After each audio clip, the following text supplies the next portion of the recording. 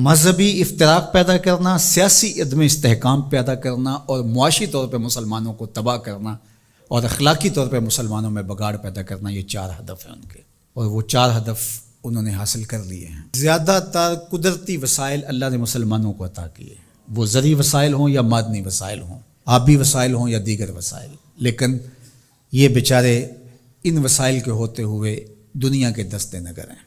دوسرا، اللہ نے ان کو جمعیت اور قوت جو عطا کی ہے، لیکن 73 گروہوں میں بانٹ کر کے ان کو کس طرح سے ایک دوسرے کے ساتھ مخالف کھڑا کر دیا گیا ہے۔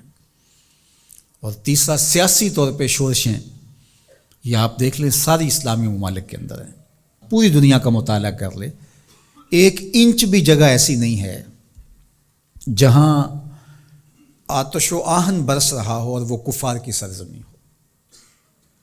ساری لڑائیاں مسلمانوں کے دیس میں لڑی جا رہی ہیں۔ اب یہ مسئلہ ہوا ہے یوکرائن کا، اور آپ دیکھنا کہ بہت جلدی یہ حل کر لیا جائے گا۔ کشمیر ہے 70 سال سے لٹک رہا ہے، فلسطین کا مسئلہ حل ہونے کا نام ہی نہیں لیتا۔ مشرقی تیمور چٹکیوں میں حل ہوا کہ نہیں ہوا؟ یہ تاریخ ہمارے سامنے ہے، ہمیں آنکھیں کھول کے جینا چاہیے، کیونکہ وہاں معاملہ اور تھا، جو خون بہہ رہا تھا وہ مسلمان کا خون نہیں تھا، وہ بھی ان مسائل سے ملتے جلتے مسائل تھے، لیکن چٹکیوں میں مسئلہ حل ہوا کہ نہ ہوا؟ تو کیا کشمیر نہیں ہو سکتا؟ فلسطین کا مسئلہ حل نہیں ہو سکتا؟ اب عدم استحکام ہے، جتنے بھی ممالک ہیں وہ ایک اچھے انداز سے چل رہے ہیں، جو عدم استحکام ہے وہ ہمارے اسلامی ممالک کے اندر ہے۔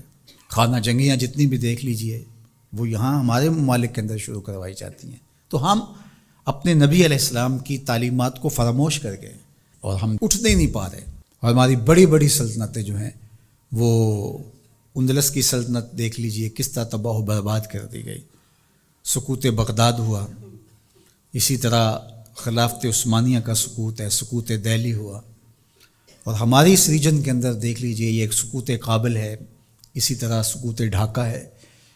تو یہ سارے سقوط ہمارے ساتھ ہی کیوں ہیں؟ اس لیے کہ جب ہم اپنے نبی کے دامن کو چھوڑ دیں گے تو یہ رسوائیاں ہمارا مقدر ہوں گے۔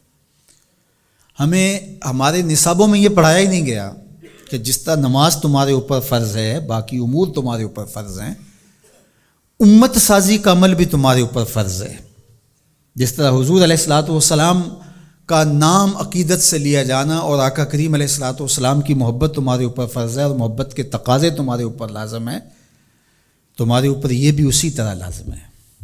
تو اس وقت ہمارے ساتھ جو کچھ ہو رہا ہے اور جس سمت ہم سفر کر رہے ہیں اور جس طرف ہم جا رہے ہیں، تو اس وقت سب سے زیادہ ذمہ داری علماء کی ہے اس بات میں، باقی حکمرانوں کی ہے کہ وہ معاشی بحرانوں میں حکمران قوموں کو مبتلا نہ دے، چونکہ قوم جب معاشی بحران میں مبتلا ہو جاتی ہے تو پھر اس کے نظریے پیچھے چلے جاتے ہیں۔ دور موجود میں کہتے ہیں اس دور کا ایٹم بم معاش ہے، جو قوم معیشت کی تباہی کے دانے پہ آ جاتی ہے اس سے پھر جو مرضی آپ منوا لیں، اور آپ جانتے ہیں مسلم حکومتیں کیا کچھ نہیں مان لیتی ہیں، اور یہ حکمرانوں کی ذمہ داری تھی کہ وہ، لیکن ان کے پیٹ ہی نہیں بھرتے، ملک کو اس بے دردی سے لوٹا نہیں، نوچا ہے انہوں نے، لیکن ابھی تک ان کے پیٹ ہی نہیں بھرے اور نہ مستقبل میں کوئی بھرتے ہوئے دکھائی دیتے ہیں۔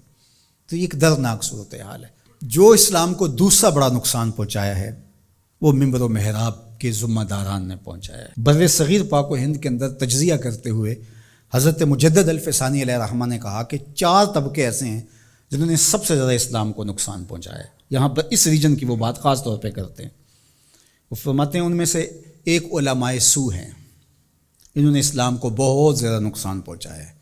دوسرا صوفیاء خام ہیں، جو دین کے فہم سے ناآشنا صوفی ہیں، انہوں نے اسلام کو بہت نقصان پہنچایا ہے، چونکہ لوگوں کی وابستگی ہے ان کے ساتھ اور ان کے پاس کوئی منصوبہ ہی نہیں ہے۔ عرس پہ آ جاؤ، نذرانے دے دو اور اللہ اللہ کرو اور چلے جاؤ، ان کے پاس کوئی نظام شریعت تو ان کے پاس ہے ہی نہیں ہے، تو آنے والوں کو کیا دیں گے؟ یہ کچھ بھی نہیں دیں گے۔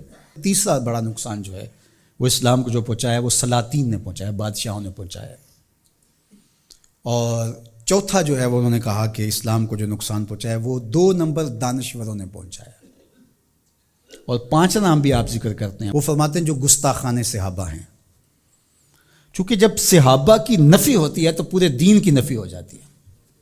حضور کے تیار کردہ یہی لوگ تھے نا، حضور نے جن پہ محنت کی اور جن کو حضور نے اپنے سینے کا نور منتقل کیا، اور اگر ان کی نفی کر دی جائے تو پھر اس کا مطلب یہ ہے کہ دین کی عمارت گر گئی. پورے نظام کا انکار کرنے کے لیے ان کا انکار.